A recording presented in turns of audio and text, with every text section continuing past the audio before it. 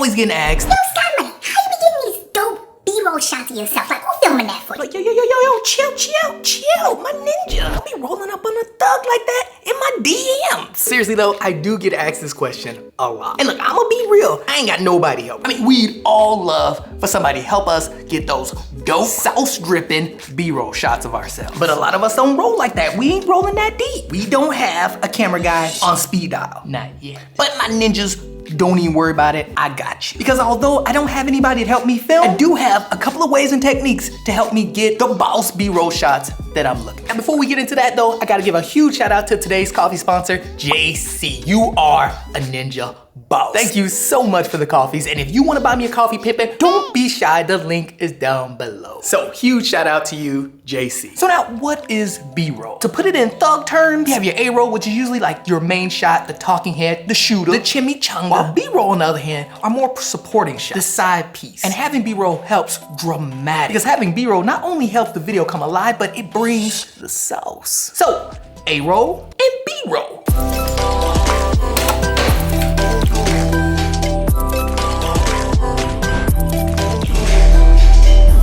All right, now one of the first things to keep in mind to really bring the sauce in your B-roll is perspective. Don't be afraid to change things up. Matter of fact, Pimpin', try to change things up as much as possible. Get down low, get it up high. Oh, there we go, that's perfect. A change in perspective is great for storytelling. Like, it actually lets your audience feel like you're not just bringing the sauce by yourself. Your audience can actually be there with you, grabbing that coffee or taking that walk. Anything that can help visually tell the story is boss. And changing perspective is one of the best ways to visually tell a story.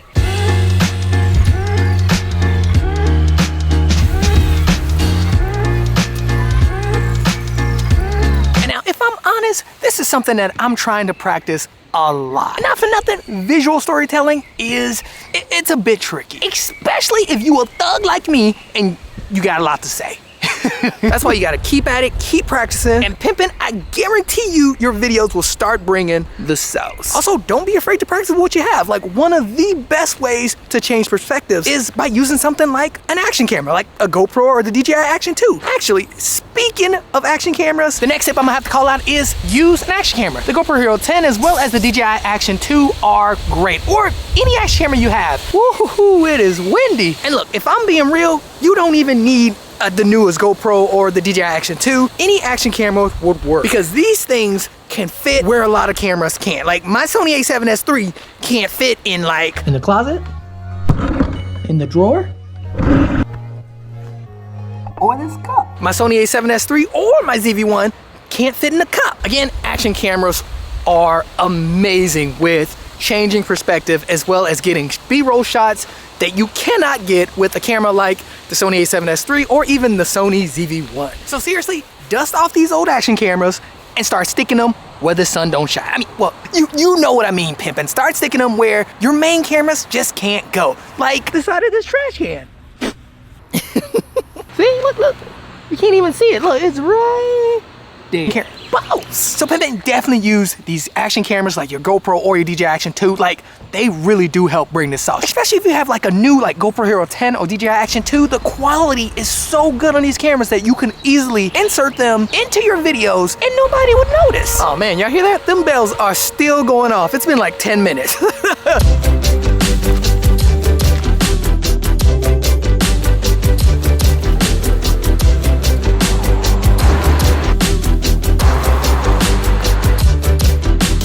All right, so my next tip would have to be, if you can, try to get multiple shots. Like, put in a little bit of extra time to get multiple shots of the same thing. And again, I say if you can because I know that not a lot of people have a lot of time. Like, I know that y'all out here being bosses, doing what you gotta do, so your time is precious. But just saying, when you can, try to get multiple shots. What I usually do is go by my rule, the rule of 3. I'll try to get a wide shot, a medium shot, and a close-up. But that's not that close. Here's good. As when you can, try to get multiple shots of the exact same shot. You will have more to work with in your edit, which will allow you to bring more of the sauce.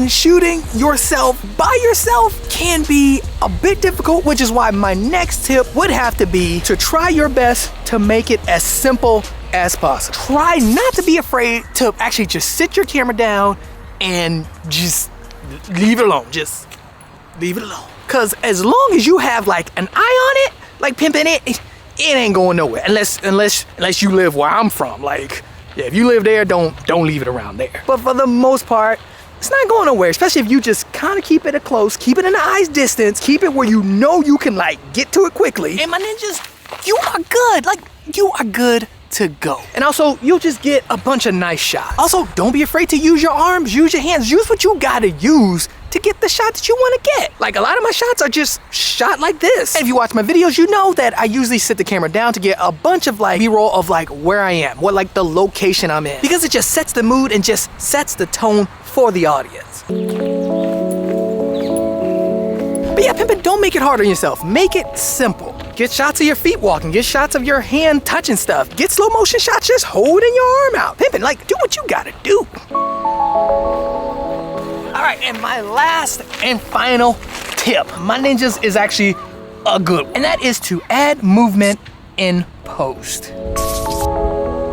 Add a slow zoom in, or slow zoom out, or slow pan. These kind of things really bring the sauce to the final product. Any kind of movement is great. And my ninjas, let's be honest, if you're out here shooting, most likely you shooting by yourself. You're doing it solo. You don't have somebody that could just like zoom in for you or like follow your movements, track this, track that. But my ninjas, you can do it in post. Try your best to add these movements in post. And I'm not gonna go into too many details on how to actually add the keyframes and like do slow zooms in and slow pans and stuff like that. I'm not gonna do it in this video, but if you would like a video like this, let me know and I will put it on the list.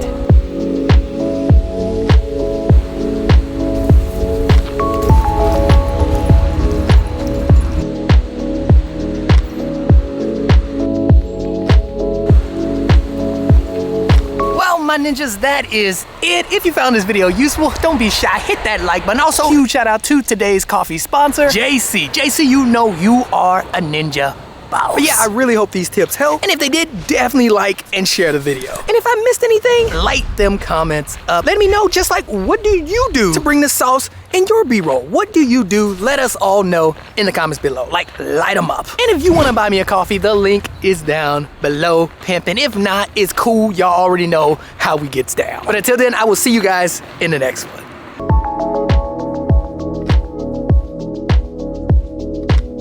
You know what, something else, I just realized I did forget something, and something else would be to definitely try to shoot in slow motion, like 60 frames, 120.